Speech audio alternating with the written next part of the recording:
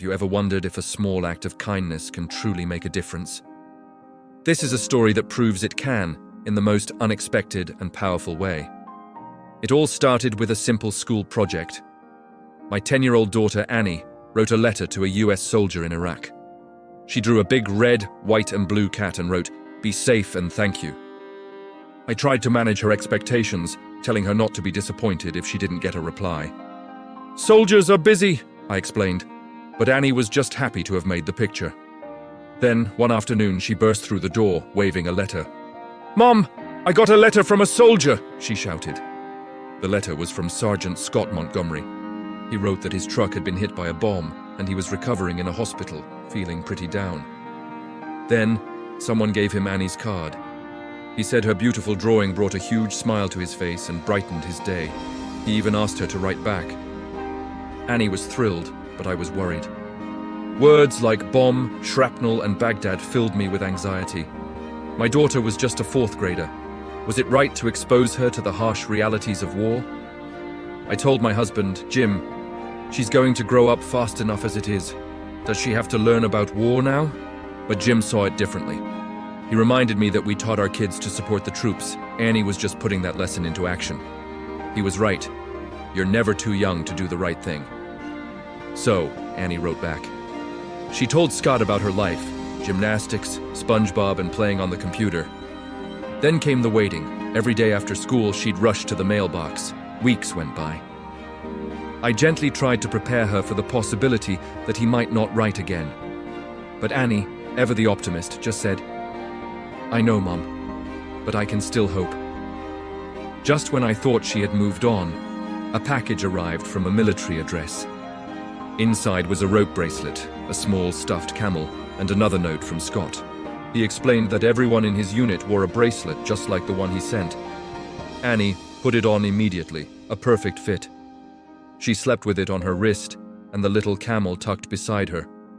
Seeing her so peaceful, my heart ached with worry. How would she handle it if something bad happened to her new friend?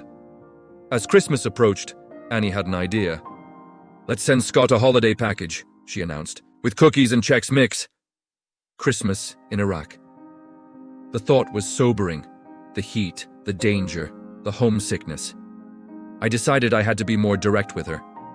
"Honey," I said, "war is real and dangerous. This isn't just a school project." Annie looked at me with a wisdom beyond her years. "I know, Mom," she replied. "That's why I wanted to write him. That's why I put Scott and the soldiers in my prayers every night."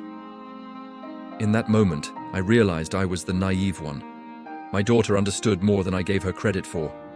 We packed a box filled with treats and practical things like gum and lip balm and sent it off.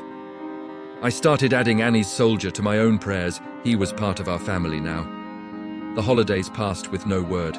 I found myself checking the mailbox as eagerly as Annie.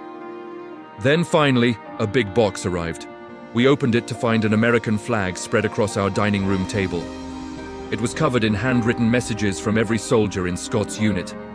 Scott's letter explained that they had flown the flag in Iraq and Kuwait and had all signed it for her as a thank you.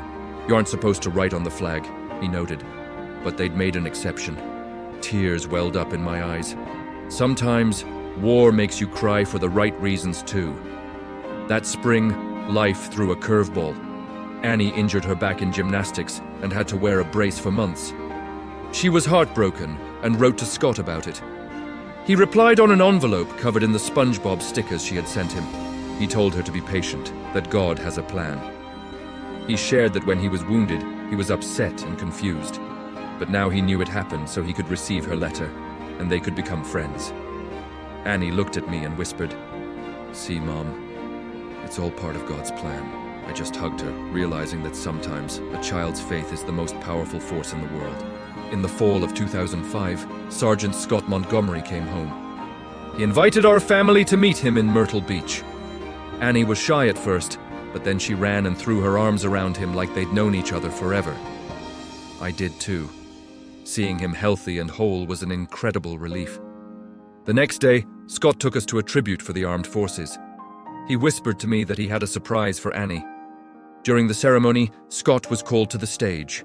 After the applause, he said, "Annie, get up here. I'm not doing this by myself.